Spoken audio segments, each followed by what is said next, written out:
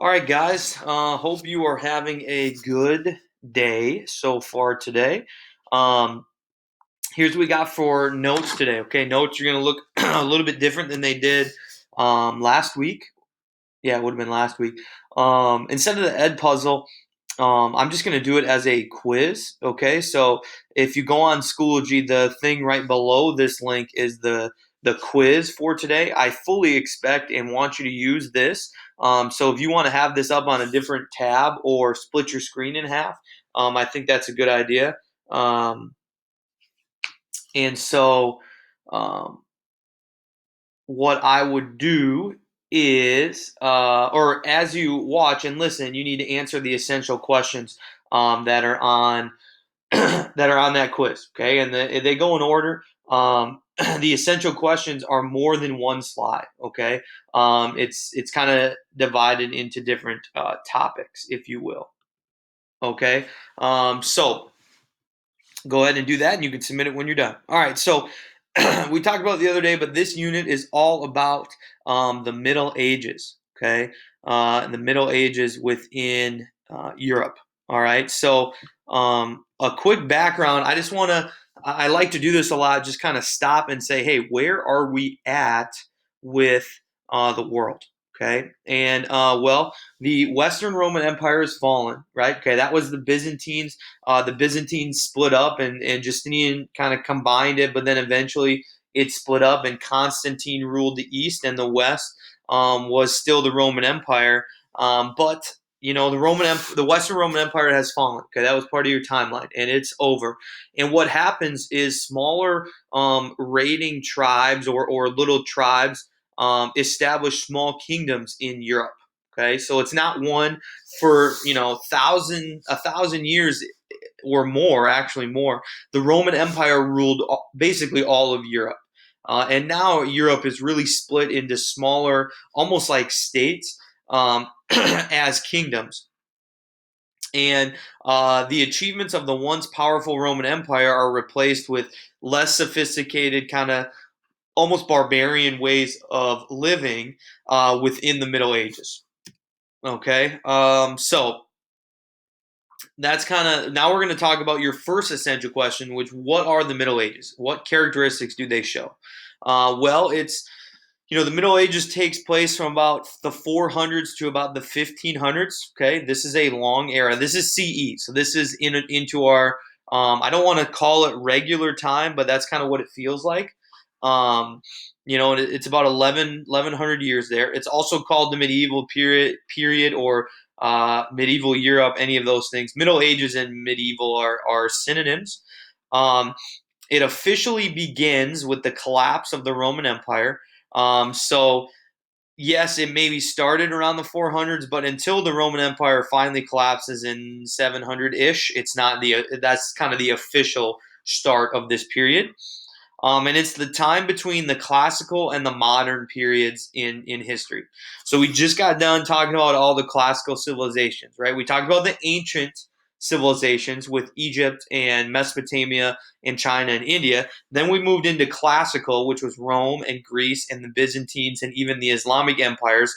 And now we're kind of in this middle time. That's why it's been called the Middle Ages. It's in between those classical periods and our modern world, which we'll get to with the Renaissance and the explorers, and that kind of pushes us into this modern history. Okay, I kind of talked about it on that first slide, but this is what Europe looks like now. Okay, the Byzantine Empire is still this eastern part of Europe. Okay, it's still a strong empire, but what was once the Roman Empire is now split up into six or even one, two, three, four, five, six, seven, eight, nine. It looks like okay, nine different kingdoms, and the Celtic kingdoms are actually like five different kingdoms all wrapped into one. So you could even count it as more. But that's what Europe looks like. Okay, the days of massive empires that control tons of territory, Julius Caesar, Alexander the Great, that's kind of over, and these smaller, barbarian tribes take over, and these cultures. That it's basically one culture or one belief kind of forms this area into these kingdoms. But this is what Europe looks like during the Middle Ages, which is much different than what it did during the classical period. Okay. Again, that's just to make it a little bigger for you. Okay. So the most famous, okay, of these the Franks, okay, the most famous of this period or the most famous kingdom is the kingdom of the Franks, okay, which is it was in Gaul, which is basically modern day France, okay. Germany's here, Spain's here, Britain, Italy, France is kind of right in the middle there. It was called Gaul at the time, but now it's the country of France. Franks and France should go together. And because the French were named after the Franks. And this empire was probably the number one contributor to post Roman Europe. Okay, the number one contributor to post Roman Europe. So, and how were the Franks ruled? Well, in 768, Charlemagne or Charles the Great, that's how you say that name, Charlemagne, um, which means Charles the Great, he ruled from 768 to 814. So when you looked at your timeline, it had he was crowned king and he was crowned Holy Roman Emperor. So in 768, he's crowned king. All right. And he is a great ruler. He's one of the most famous leaders in all of history. Okay, he ruled a pretty vast kingdom by the time he was done. Not as big as the Roman Empire by any means, but still a pretty big kingdom. He conquered lots of territory. He went out, and his strong leadership and kind of the barbarian warrior like culture that he possessed uh, allowed him to go out and conquer other places. Okay.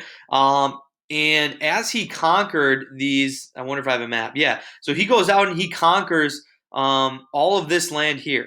Okay. So if we go back, this is a lot of different kingdoms.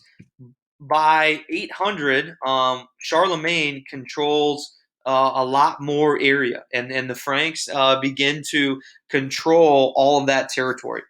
And this his accomplishments, and by going out and conquering those areas, in 800, Pope Leo of the Romans, who is the Roman leader at the time, okay, or what is left of the Roman Empire, really, what's left of the Roman Empire is like this little sliver of Rome and a little bit north of it. It's not much else.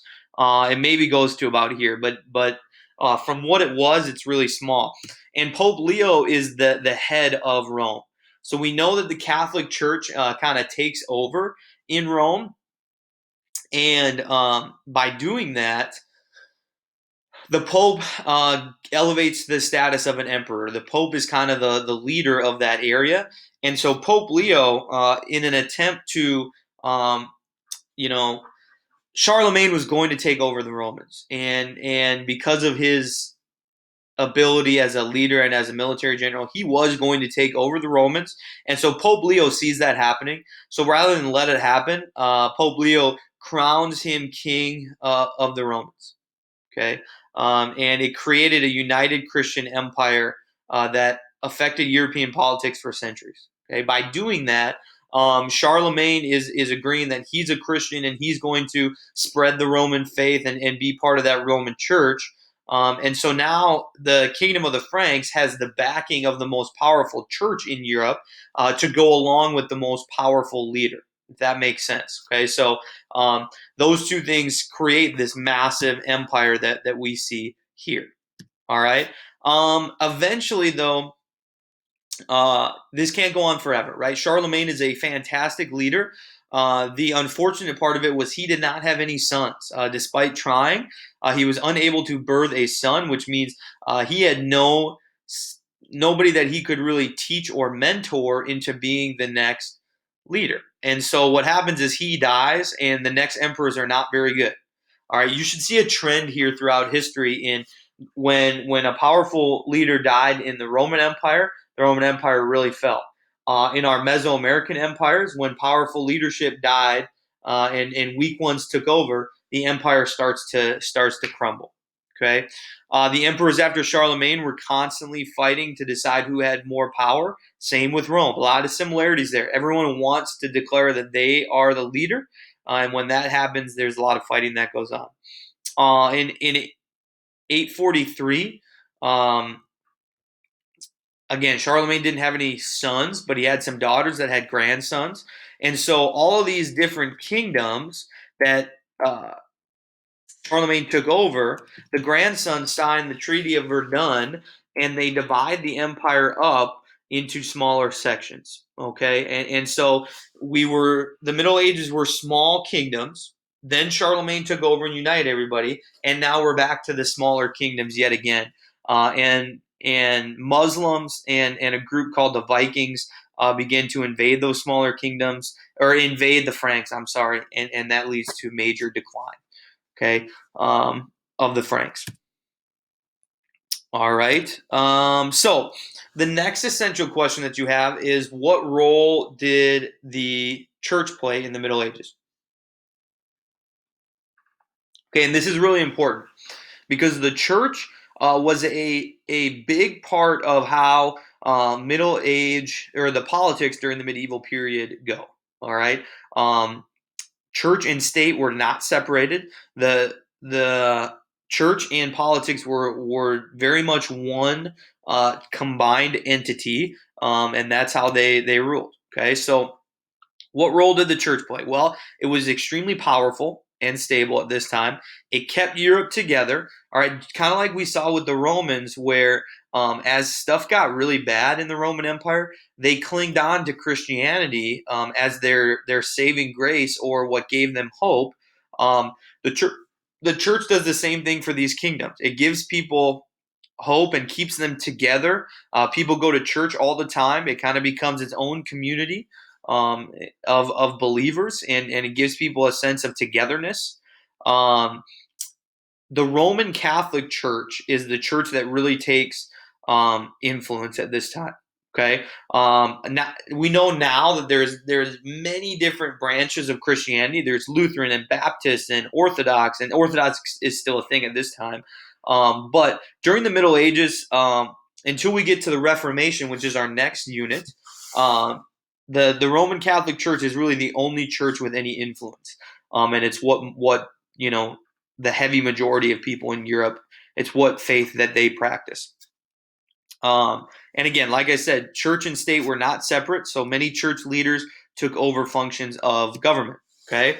To continue on the role that the church played, okay, they created laws. All right, the church did have a say in what laws could take place, and we that's kind of a weird concept to us because obviously in America, but especially in today's world, the big part of how the United States government was set up was the separation of church and state. But again, that's not what they did in medieval times. The church made some laws, not the government, and so there's a you couldn't really not follow that faith because those were the laws that were created, and so again, people just followed Roman Catholicism, without even second guessing it. The church had their own courts. The church ruled and distributed land. And the church was able to establish and collect taxes. Those were the three major functions that they had. Okay, that should definitely be part of the answer to your essential question. That's extremely important for you to know both in this unit and going forward. Those were the functions of the church. They had their own courts, which means they could interpret laws and decide if someone was guilty or innocent.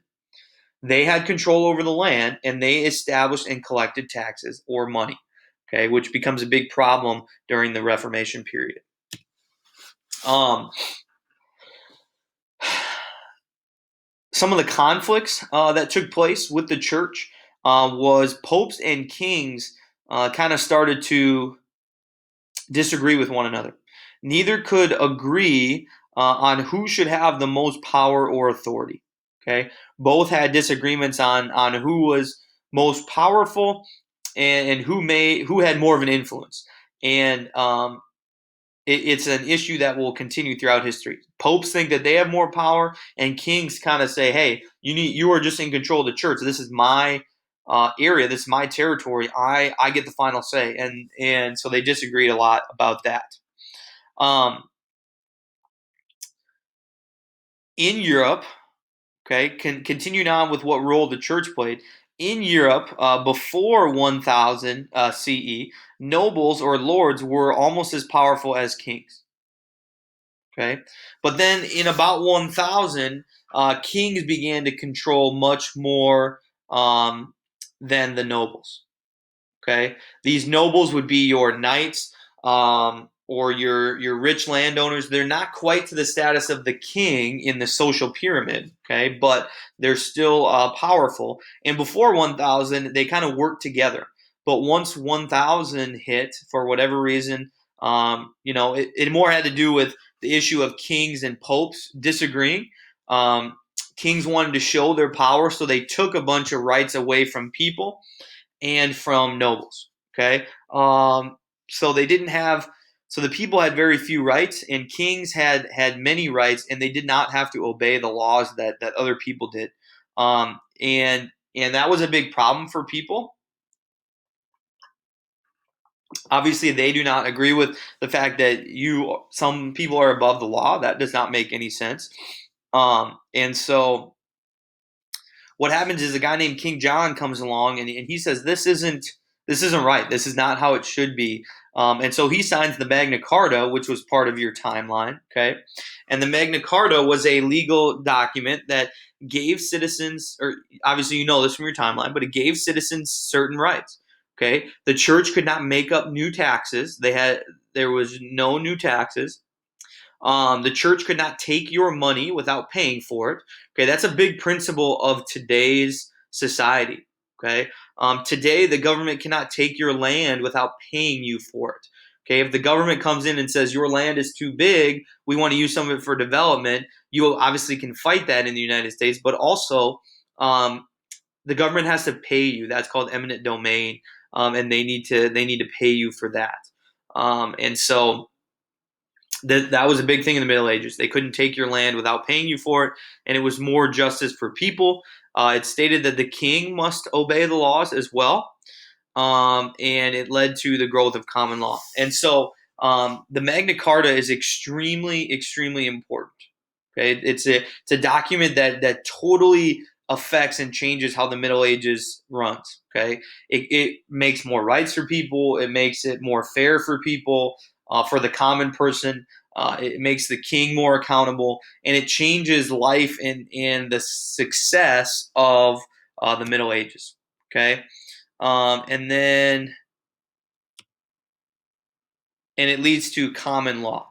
All right, it leads to the growth of common law, which basically is just laws that are made based on judges' decisions. Common law isn't a huge thing we need to talk about, but it's not laws that are really written down or voted on and things. It's laws that are set by judges who make decisions. Okay, and then what does all this lead to? Okay, what does all this the conflict with the church and the Magna Carta? What does it lead to? Well, the conflict among people and leadership and the Magna Carta, it created more stable governments, okay, and more stable laws, which led to the High Middle Ages. All right, so this is kind of the Middle Age, the rise of the Middle Ages, and we're going to get to a period of extreme prosperity during the Middle Ages, and which was characterized by expansion and going out and conquering until the Black Death hurt civilization. All right, so you need to make sure you know what are we talking about when we talk about the Middle Ages, okay? And then who were the Franks, that sort of thing, and then what role did the church play in the Middle Ages? And then tomorrow we're going to move on to feudalism, okay? But all the problems with the church and the problems that they created, King John came in. The Magna Carta really unites people and makes stable government and stable laws, and allows people more prosperity. Okay, so make sure you filled out that quiz completely, and then you can submit it when you're finished. And that's the next thing you're going to look at is feudalism. All right, have a great rest of your day.